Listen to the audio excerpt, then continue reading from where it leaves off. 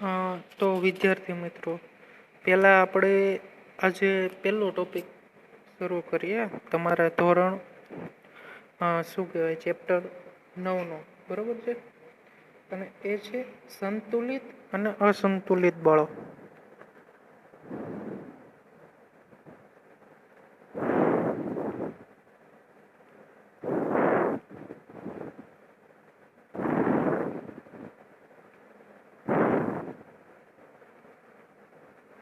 હવે આને અંગ્રેજીમાં નામ આપવું હોય તો છે ને એનું નામ છે balance and unbalanced force.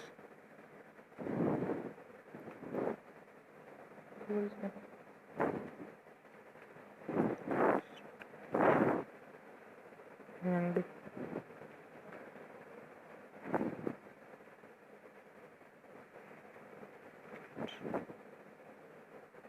forces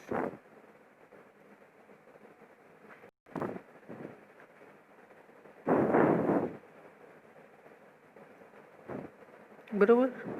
હવે આને માટે શું કરેલું છે તમારી ચોપડીમાં? તો દાખલા તરીકે એક ટેબલ લીધેલું છે.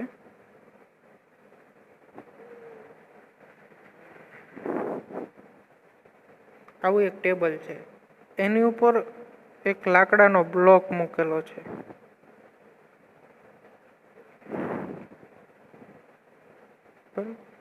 હવે એ જે લાકડાનો બ્લોક છે ને એની બંને બાજુ હૂક છે. આ રીતના હૂક લગાડેલું છે અને હૂક સાથે દોરી છે. હવે શું થાય તો કે બ્લોક આમનામ પડ્યો છે, બરોબર. હવે એને જો આ બાજુથી ખેંચવામાં આવે તો બ્લોક કઈ બાજુ ખસે? આ બાજુ ખસે, બરોબર. બ્લોકને આ બાજુથી ખેંચવામાં આવે તો બ્લોક આ બાજુ ખસે, બરોબર. આટલું થયું. હવે આપણે જોઈએ તો દાખલા તરીકે હવે આ બાજુ વધારે બળથી ખેંચવામાં આવે અને આ બાજુ ઓછા બળથી ખેંચવામાં આવે તો શું થાય? તો કે જે બ્લોક છે એ કઈ બાજુ ખસવાનો છે? તો કે આ બાજુ ખસવાનો છે, બરોબર. પણ એનાથી ઊંધું કે જો બળ આ બાજુ વધારે લગાડવામાં આવે તો બ્લોક કઈ બાજુ ખસે? આ બાજુ ખસે, બરોબર. પણ હવે એ આપણે જોઈએ જો બંને બાજુથી સરખી રીતે બળ લગાડવામાં આવે, એક સરખા બળનો મૂલ્ય, બરોબર, તો શું થાય? તો કે જે બ્લોક છે એ અહીંયા ને અહીંયા સ્થિર અવસ્થામાં રહે,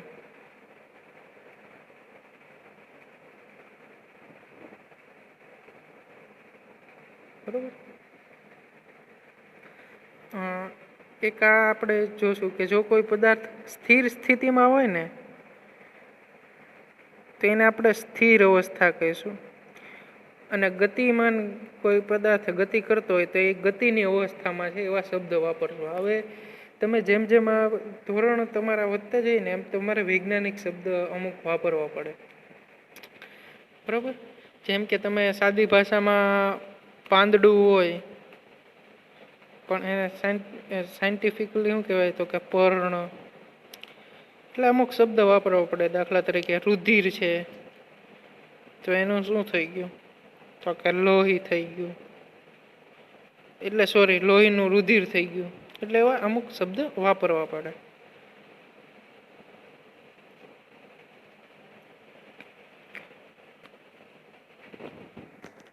બરોબર છે મિત્રો.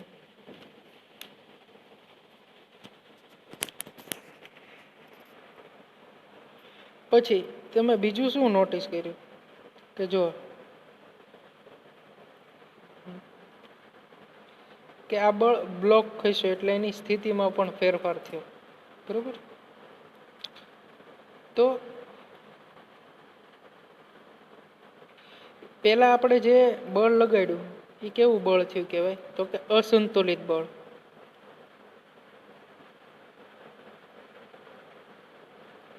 આપણે એક બાજુથી ખેંચ્યો અને બ્લોક આ બાજુ ખેંચ્યો તો એને કેવું કહેવાય? અસંતુલિત બળ અથવા અસમાન બળ. કેમ કે આ બાજુ કંઈ પણ બળ લાગતું નથી, પરંતુ આ બાજુ બળ લગાડીએ છીએ, તો એ કેવું થયું કે અસમાન થયું. બરાબર, તે અસમાન બળ પણ કહી શકાય.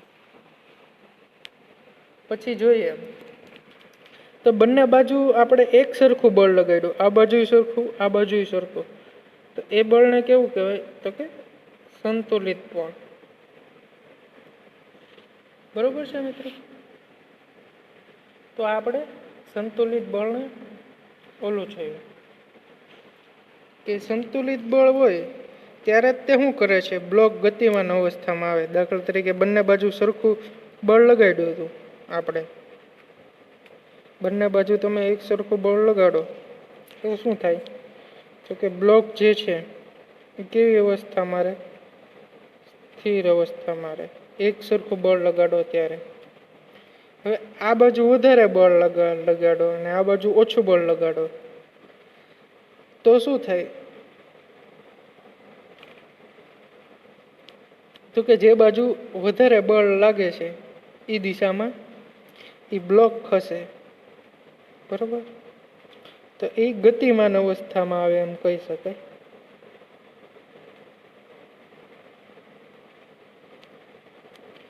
પછી એક શબ્દ છે તમારે પરિણામી બળ,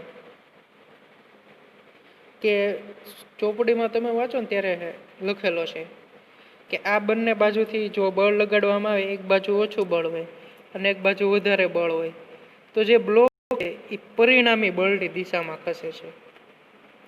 કેવી દિશામાં ખસે છે? પરિણામી બળની દિશામાં.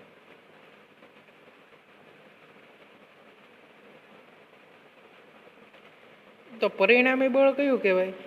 તો કે આ બંનેની જે તમે બાદબાકી કરો. દાખલા તરીકે આપણે બળનો એકમ કયો છે? તો કે ન્યૂટન.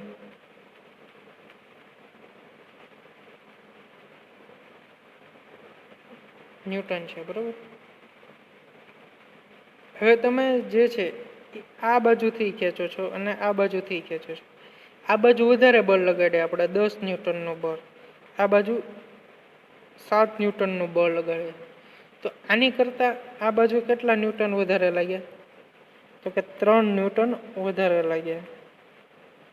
તો એ જે 3 ન્યૂટન છે એ શું થયું તમારું? તો કે પરિણામી બળ થયું કહેવાય. બરોબર, અને એ પરિણામી બળ કઈ દિશામાં હોય? આ બાજુમાં. જે બળ વધારે હોય એ દિશામાં કયું બળ હોય? તો પરિણામી બળ. એટલે આ પરિણામી બળ શબ્દ સમજવાનો પ્રયત્ન કર્યો. તમારી બુકમાં સીધો પરિણામી બળ વિશે કંઈ લખવાનો નથી, પણ એ શબ્દ લખેલો છે એટલા માટે આપણે લખ્યો, સમજાવવાનો મેં પ્રયત્ન કર્યો. બરોબર, તો આ થઈ ગઈ સંતુલિત બળ અને અસંતુલિત બળની વાત. તો હવે કેવા કેવા પરિણામ આવી શકે? કે જો સંતુલિત બળ કોઈ પદાર્થ ઉપર સંતુલિત બળ લાગતું હોય,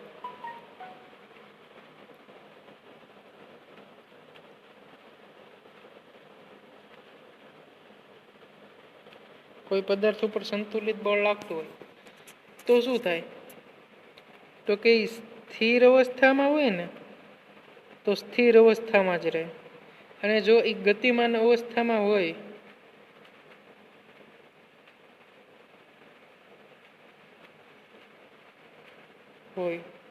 તો એની ગતિ ચાલુ રાખે અચળ વેગથી, એમ કહેવાય. તે શું કરે? ચાલુ રાખે. પછી જે છે કે એના આકારમાં ફેરફાર થાય. એ કઈ રીતે? એટલે આવું દર વખતે ન થાય, પણ ક્યારેક ઘણી વાર થાય.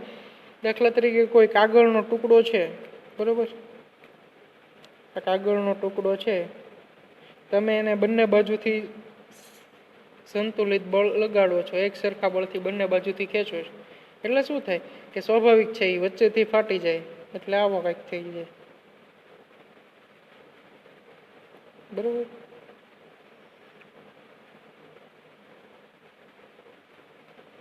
આ રીતે ફાટી જાય. એટલે પહેલા એનો આકાર કેવો હતો? તો કે આવો હતો. હવે કેવો થઈ ગયો? આવો. એટલે શું થાય? તો કે એના આકારમાં ફેરફાર થયો કહેવાય. બરોબર છે મિત્રો. પછી અસંતુલિત બળમાં આપણે શું કરીએ? આ થયા સંતુલિત બળના પરિણામો. બીજા જે છે આ સંતુલિત બળના હતા. હવે અસંતુલિત બળના પરિણામો જોઈએ આપણે.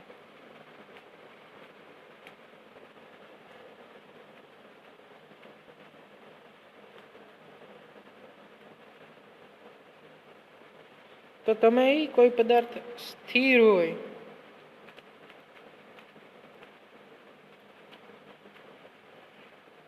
તો સ્થિર સ્થિતિમાંથી શેમાં લાવી શકો?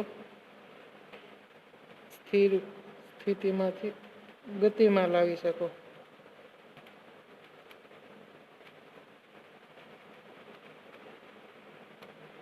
બરોબર. એમાં આપણે બ્લોકનું ઉદાહરણ જોયું. પછી દાખલા તરીકે એ ગતિ કરતો હોય,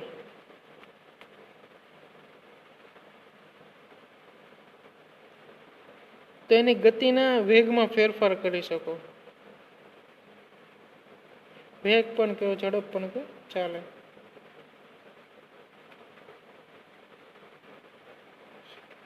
દાખલા તરીકે કોઈ ફૂટબોલનો ખેલાડી હોય, બરોબર, એ દાખલા તરીકે અહીંથી પગેથી મારે, બરોબર,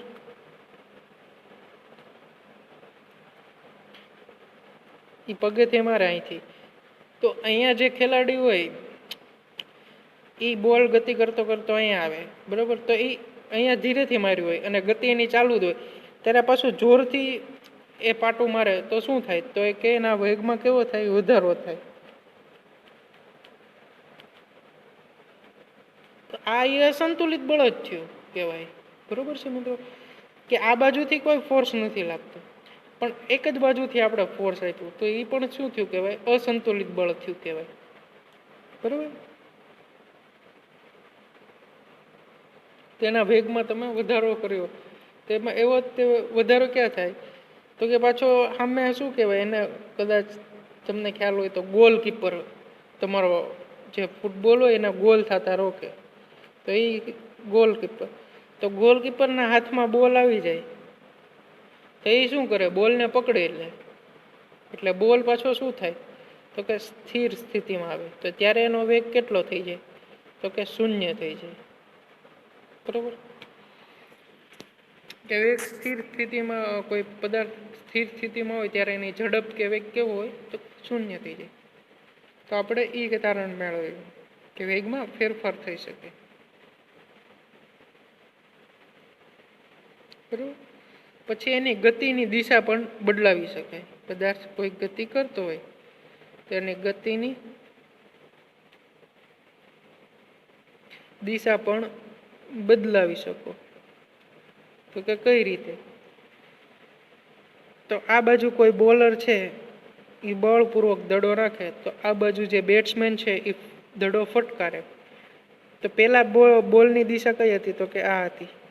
પણ એને ગતિ બળનો પ્રયોગ કરીને એના બોલની બેટની મદદથી શું કર્યું? તો કે એની ગતિની દિશા બદલાવી અને બીજી કોઈ દિશામાં ગયો, આ દિશામાં ગયો હોય, સપોઝ આ દિશામાં ગયો હોય, તો અસંતુલિત બળની મદદથી શું થાય? તો કે તમે ગતિની દિશા પણ બદલાવી શકો છો. બરોબર છે મિત્રો. તો આ થઈ સંતુલિત બળ અને અસંતુલિત બળની. હા, બીજું, સાયકલ તમે જ્યારે ચલાવો, આ જસ્ટ એક ઉદાહરણ તમારી બુકમાં આપેલું છે કે જ્યારે તમે સાયકલ ચલાવતા હોય અને તમે પેડલ મારવાનું બંધ કરી દો તો શું થાય? તો કે સાયકલ સ્થિર થઈ જાય અથવા ઊભી રહી જાય. બરાબર. તો એવું કેમ થાય? તો કે સાયકલમાં ઘર્ષણ બળ લાગે. ઘર્ષણ બળ તમે ધોરણ 8માં સમજી ગયા. બરાબર.